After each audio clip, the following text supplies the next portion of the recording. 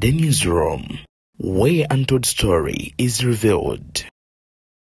We have seen many members of parliament who have praised the government, Museveni and his son, and they have lost here. You know what's happening to Atibu Katoto? He was ever shouting here, singing every song about NRM.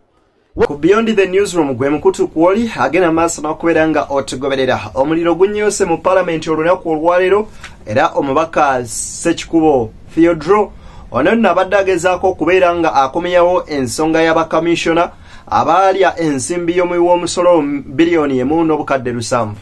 Speaker amanyikiddwa nga Thomas Tayebwa agenze maaso n'okubeera nga amugoba mu parliament embikuleetedde Ssemujju Uganda afaafaganye n'akiikirira ebyokwerinda oba eggye lya UPDF mu parliament olw'ebigambo bya General Muhoozi byagenze maaso n'okubeera nga ayogera. Kakati nno ababaka opposition babano beekumyemu ogutaaka nsaba okalire otuule bulungi ensonga ogende maaso n'okubeera nga ozifuna buterevu. Beyond the newsroom, nze Deni akutuusaako ensonga zino enkusaba n'obwombeefu obw'ekika ekya waggulu. Video soko jimpereka like yatambulire ddala etuuke ne ku oyo eyandyetaaze ogenda maaso n'okubeera nga agifuna. Ate mu ngeri y'emu enkusaba gwe ali eyo osobole okubeera nga bw'oba gwe mulundi gwe ogusoose okulaba video zaffe osooka subscribing tusobole otambuza ensonga.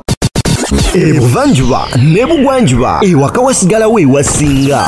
Beyond the newsroom gwe mukutu ogukuleetera ekyo ekisinga katiranga naffe ng'oyita ku noti 771 44 53 ne noti 744 26 41 na bino bikulu tetulanga bafere tetulanga basawo ba kinnansi n'abagwa mu koowa eryo mwebale kutuwagira. Thank you. Buterevu nnyo nnyini ddala. Wano wennyini omubaka Theodore Ssekikubo wasinziridde nagenda maaso n'okubeera nga ategeeza Speaker Thomas Tayebwa ng'amujjukiza nti bwe yali eggulu n'aleeta ensonga eno Speaker Aneta Mong yamutegeeza nti ensonga zino ez'abakomishona asooka azirinze abo palamenti y'e Kampala ng'egenze maaso n'okubeera nga etuula. Kakati nno olunaku olwaleero aleese ensonga wategereza Speaker Thomas Tayebwa n'amugamba nti palamenti ngaffe ekitiibwa kyaffe kifudde era mu bantu tetukyayina kye tutegeeza twafuuka kikulekule tetukyayina mulamu amaaso g'abantu. Wano nno we basinziridde okugenda maaso n'okubeera nga bamuggyako ne ku muzindaalo. Speaker n'agenda maaso n'okubeera nga amwanukula n'obukambwe obumusuubiza omugamba nti asooka atuula ebbali okumala ebbanga eritali gereka. Nkwe ku bigambo bya Honorable Ssekikubo Theodore. You sit in this house but we are all condemned. And court castigated this house and castigated the leadership of this house. The clerk to this house has been condemned to be punished. And indeed, those are action points that must proceed from that judgment. And indeed, now we are saying, once we have taken stock of the ruling, it is now the right time to debate and see where did we go wrong. Who are those to be held accountable? And indeed, it is within the hands of this parliament to find the way forward. Who are condemned members. You sit in this house, but we are all condemned. And court castigated this house and castigated the leadership of this house. So do we fold our hands even on that point of law? Thank you. Lastly from me, Right Honourable Speaker. How about other issues that do not even talk about service award? The fictitious trips. We talked about fictitious trips which are different from the service award. And that was not part of the court. Thank you, Honorable. We talked about where this... Thank you. Kakati yawo wennyini musajja mukulu Deputy Speaker Thomas Tayebwa wayimiridde n'ayanukula Ssekikubo n'amugamba nti okkirizibwa okunteesatiisa okkirizibwa okunvuma wabula ebigambo byonna bye mukozesa bigenda maaso n'okubeera nga oba oliawo binyongerako bwongezi kiro. Ebigambo bya musajja mukulu ono birabise okubeera nga bibalaata oba ekyennyinza ogamba nti nga balaatira mu nsonga z'abannansi nga bagenda mu maaso n'okubeera nga baba n'amalwaliro agatali mu ddagala amasomero agatalina byanjigiriza services okubanga teziriwo nga tutambulira ku makubo amabi ennyo nnyini ddala nga ababaka bakomishona bana begabanya 1.7 billion olw'okuba Theodore Ssekikubo aleese ensonga eno ku mmeeza speaker bino byaze mu okubeera nga amwanukula. Honorable Ssekikubo, I'm going to tolerate many things, okay? But this business of coming from your seat all the time, come to the microphone, kindly, I request you, kindly, because you're a senior legislator. Listen, you're a senior legislator. Let's go on the rules. You cannot proceed on a matter the speaker has ruled on. These are your own rules. These are your own rules. You can only do that if you want to challenge the ruling. No, Honorable, you don't point a finger to the presiding officer. No, that's you can abuse us. Yes, you can. You know, words don't kill. Hey, words don't kill. Me calling me anything. Yeah, you get it. I lose nothing. I've not seen myself losing a kilogram. Sometimes I add on kilos. So I don't. Mungeri yemwe speaker Thomas Tayebwa ayongedde n'agenda mu maaso n'okubeera ng'akikkaatiriza oba ng'akinoganya ng'akimezezza okwenya n'ategeeza nti byonna ebiriwo we are concerned era ffe nga ffe tulina okubeera nga tubivunaanibwako wabula ennyumba eno oba palamenti eno buli kiba kiyise nga speaker akiyisizza n'amateeka nga gagenze mu maaso n'okubeera nga gakiyisa kati ensonga ya Theodore tetujja giddamu kuba kooti yagyogerako ate ne speaker n'agigoba kakati ensonga ng'eyo tetugenda genda mu maaso nakubeera nga tugyogerako. Jjukira nti bino eno bikwatira ddala abakomishona bano abana ate tujjukire nti Anita Among yaliko omusomesa ku institution ya musajja mukulu ono amanyikiddwa nga Mathasi Mpuuga ya data mine. Era ng'agamba ono munywanyi we okuviira ddala nga bakyali mu opposition okumala akabanga akawerako. Kakati Thomas Tayebwa jjukira naye yali ku ludda lwe lumu eno basala busaze okudda ku kibiina kya NRM. Ensonga zino leka nzikuwe mwattu naawe ozerabireko. Whatever decision is made in Parliament, we own it as leadership. So kindly don't put it on staff. Put it on the speaker, put it on the deputy speaker, put it on the commission. We own it. Okay?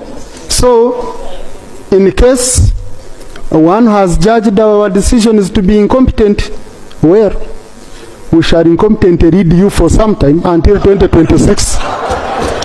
Yeah, if one is considering us incompetent, if we are incompetent, unfortunately you're with us up to 2026. Yeah.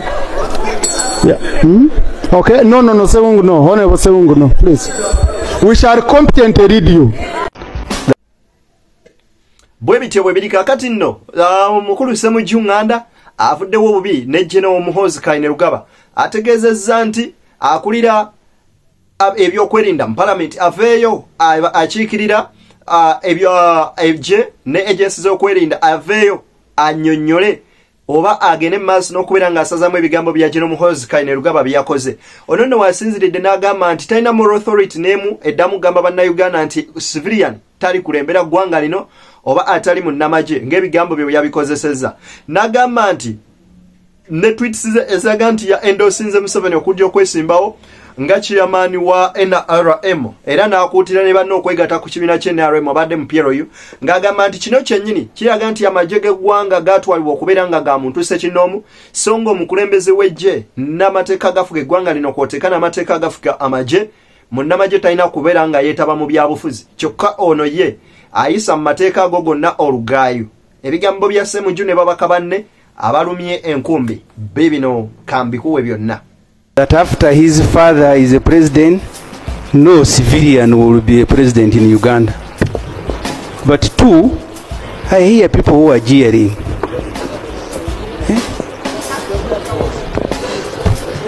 Two, that as a CDF, he has now endorsed the NRM chairman for the next presidential elections.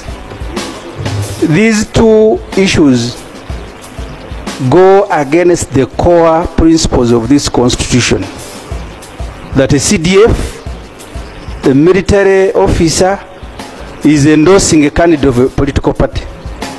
But two is also issuing threats that no civilian will be a president after his father.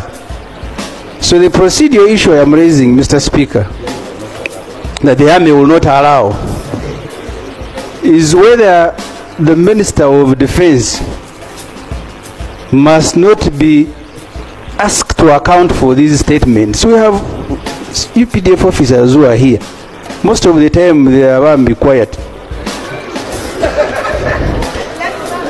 They fear to tarnish the name of UPDF. But there is one who consistently breaking all the limitations in the Constitution. So, Mr. Speaker, the procedural issue, because we took the same oath.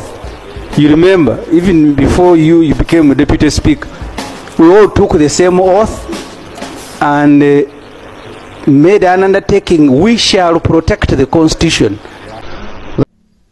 Ebigambo obiwulidde kakati yateka nkwe ku bigambo by'omubaka ono naye ogende mu maaso n'okubeera ng'obiwulira. But a serving military officer who is at the helm of the UPDF currently comes up and makes statements which not only contravene Article 208 of the Constitution, but also the UPDF Act itself. And an Attorney General comes and defends that kind of conduct as part of the freedoms of expression and opinion, well knowing that some freedoms are subject to the law. Waliko Beyond the Newsroom njagala okujjukiza nti gwe yagala olanga naffe simu zaffe weziryawo wansi tukubireko tugende maaso n'okubeera ng'ensonga tuzikwasaganya ate butereevu nnyo nnyini ddala gwagenda maaso n'okubeera nga otugoberera ku mukoti guneeno kwoli ate olunaku olwaleero. Kakati musajja mukulu amanyikiddwa nga Munyagwa avuddeyo n'agenda maaso n'okubeera nga atangaza eggwanga n'okubeera nga aliraga nti butya President Museveni ne banne bana NRM bwe babba akalulu. Jjukira nti no twali mu kalulu ka 2011 akalyongera ku z'omwezi 14 January bagenda maaso n'okubeera nga batujjako internet okumalira ddala kumpi weeks 2. Kakati internet eno yagenda maaso n'okubeera nga eddizibwako nga bamaze okulangirira President. Ekibuuzo kiri nti bafunanga obululu babufunanga batya? Onagamba nti batuuka obululu ne babubalira eno kambikuwe iye abikwegambire. Electoral Commission yali etuula na Nambole mukijjukira bulungi ne bagisembeza ekyambogo okumpi ne office ya National Chairperson WNRM omuhadiyatu namyalo watuula. They just sit there, type results in SFC. Listen, you restrain my brother. They just type results at the office of the National Chairperson, office of President Museveni, we are typing the results. SFC. Listen, let me finish. Let me finish. Allow me to finish. Baji Nambole for easy transmission of results. Office of National Chairman, we were typing the results. The people's government and Minister of Security. I have all these briefings, enough reports. Bali typing results. Chairperson Electoral Commission. Ngatana langida kaluka President Museveni takizo wanakonaba. Tasitoka. Tenyenya. Bali eta results SFC nezilita nagasoma. Bamala okusoma ne bamugamba kakati oli free okukola buli kyokola ki. We need sure. Omanyi Munyagwa koligi wange former MP. Results mwalangirira Museveni nga internet mwali mujijjeko mwazijjangawa. Obuma wamba transmitting anga butia. Kakati you see internet mwali mujijjeko mwazijjangawa. So kya kunyonyola. Akalulu akabava ku polling stations ke kalangirirwe no wabo. Exactly. Ebigambo bya musajja mukulu Honorable Kivumbi avuddeyo n'agenda maaso n'okubeera nga enlighting obanga akuba torch mwebyo muhozi byagenze maaso n'okubeera nga ayogera ng'agamba nti kineeno kiraga strategy President Museveni gyalina ey'okuteekateeka mutabani we okubeera nga amutuuza mu ntebe ng'agamba nti bino byonna bikoleddwa okuggyako bannayuganda muhozi mu maaso wabula nga emabega Museveni baagala okubeera nga akyusa obuyinza atuuzeeko mutabani we nga mpaawo agenda kikugira kyova olaba baagala okubeera nga baleeta ennongoosereza nga Parliament ye yeerondera omukulembeze. Jukira nti ebyo byonna babikola ng'omukulembeze balina londa bulonzi ne bagamba kakati tulese gundi kwe kulina okubeera nga kuva omukulembeze bo ne balonda ate bwe baba nga balina majority ekitegeeza baba bagenda kubeera nga bawangula. Ebigambo bya Honorable Kivumbi bibino wano. PLU has not gone away. What is going to happen is that PLU is now fundamentally has resolved to take over the structure of NRM. If I were with the likes of Otafire and those others that have been making noise about or against Muhoozi, they should start running. Possibly, he may be even a vice president. Midway, he may take over before the term ends. And he will run for president, not as any other ordinary person, as a sitting president. This I can predict to you. In midway, Museveni may be unable. They will do Biden. Say this man is unable, he has lost cognitive ability, he has lost capacity to govern, and the vice president will take over. The vice president takes over, they will follow the constitution.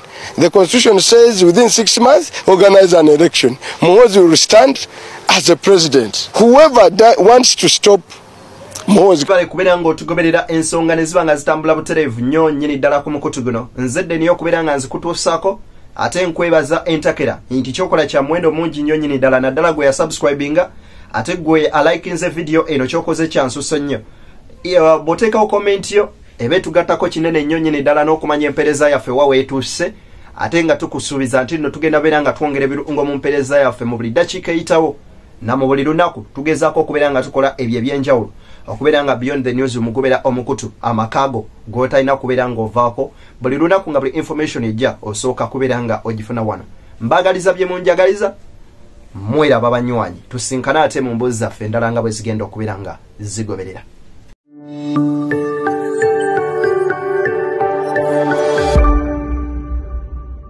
Beyond the newsroom, where untold story is revealed.